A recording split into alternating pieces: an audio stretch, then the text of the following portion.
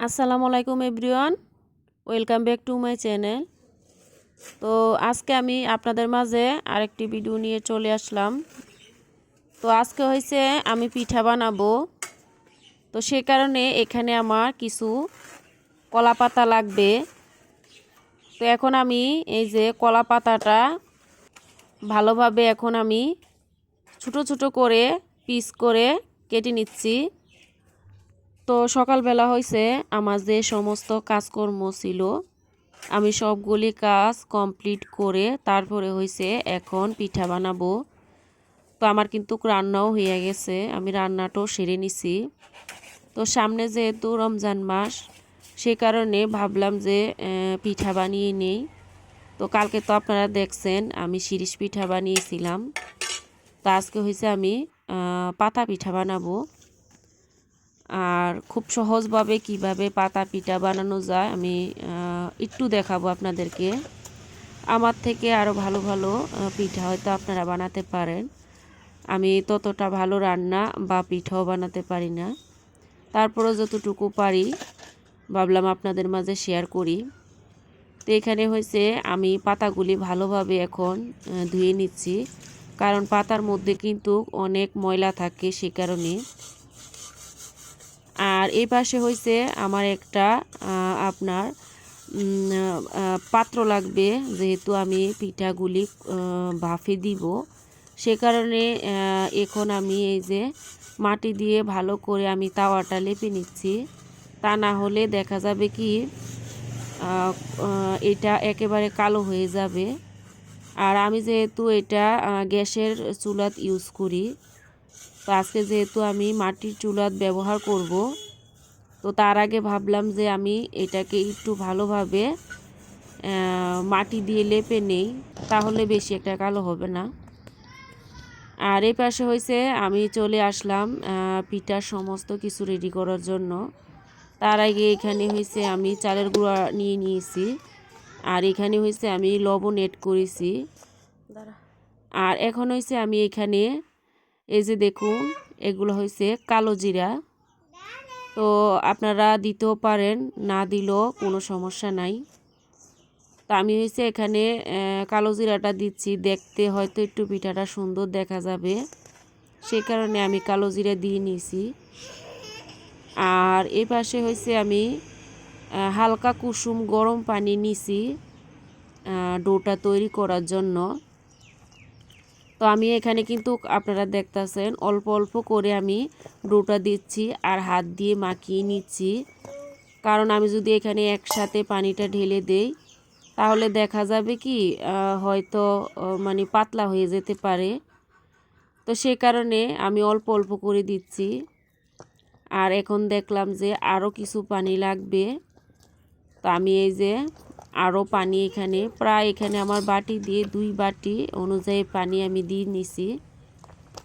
আর এখন হইছে আমি ভালো করে এখন হাত দিয়ে আমি এখন এই ডোটা মিক্স করে নেব।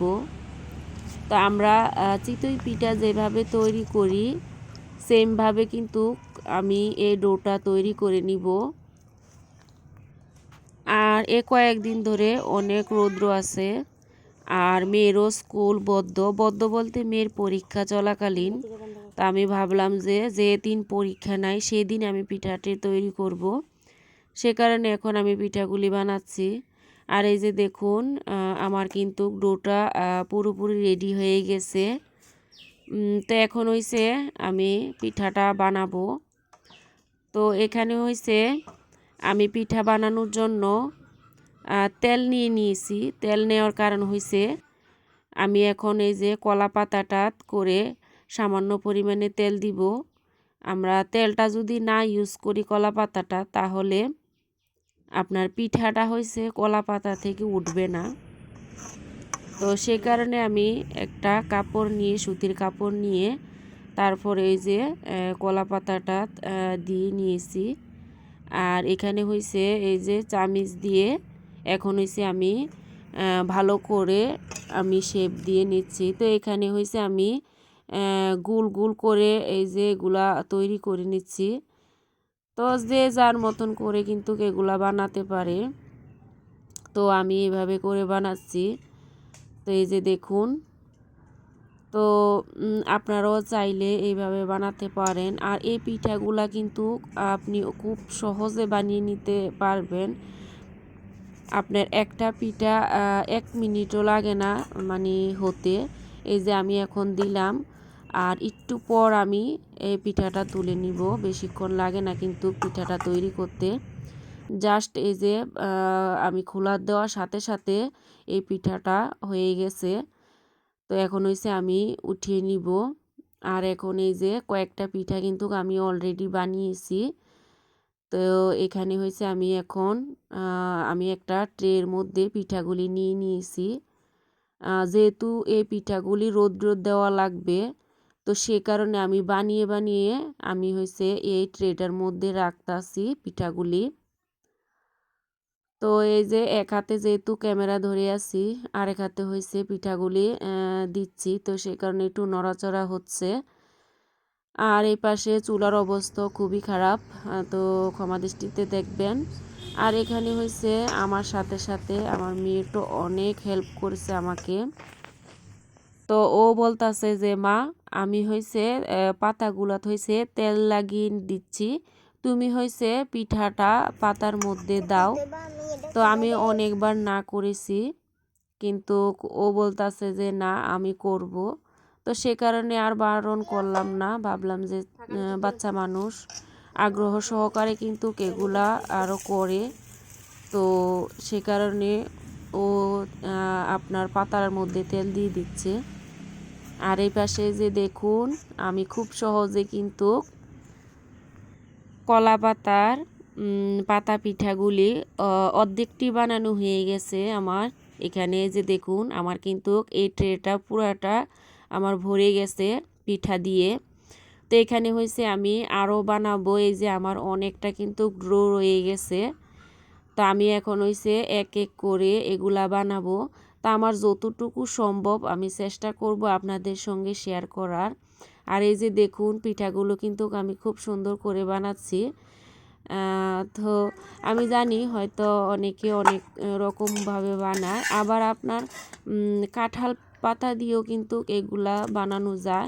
তো আমি আজকে কাঁঠাল পাতা দিয়ে বানাচ্ছি না, আমি শুধু আজকে কলা পাতা দিয়ে বানাচ্ছি এই পিঠাগুলি। আর এই পিঠাগুলি কিন্তু খেতেও মাশাআল্লাহ অনেকটা সুস্বাদু হয়। আপনার একদম পাঁপড় আছে না, পাঁপড়ের মতন লাগে খেতে। তো এগুলা হয়েছে আমি এখন সবগুলা এক এক করে বানাবো। তো বানানোর পর আমি এগুলা হয়েছে রোদ দিব শুকানোর জন্য। আর এই যে দেখুন, আমার পাকনি বুড়িটা মানে আমার সাথে সাথে নাড়াচাড়া দিচ্ছে। তো এখানে হয়েছে মেয়ে একটা কাঁঠাল পাতা নিয়ে আসছিল, তো একটা কাঁঠাল পাতার পিঠাও বানাইছিলাম আমি এখানে।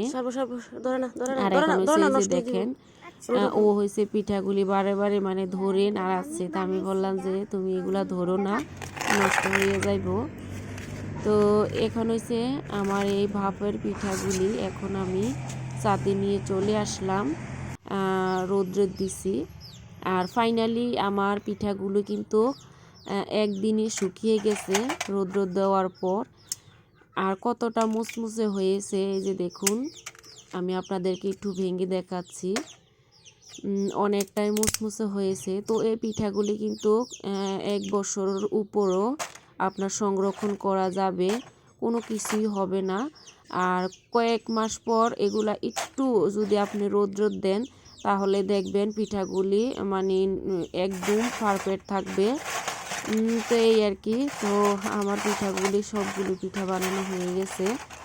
আর এগুলা কিন্তু ভেজে খেতে খুব টেস্টি হয়। তো আপনারাও চাইলে বানাতে পারেন, আর অনেকে হয়তো আরও সুন্দর সুন্দর করে বানান। তো আজকে আমি এখানে শেষ করে নিচ্ছি। আল্লাহ হাফেজ।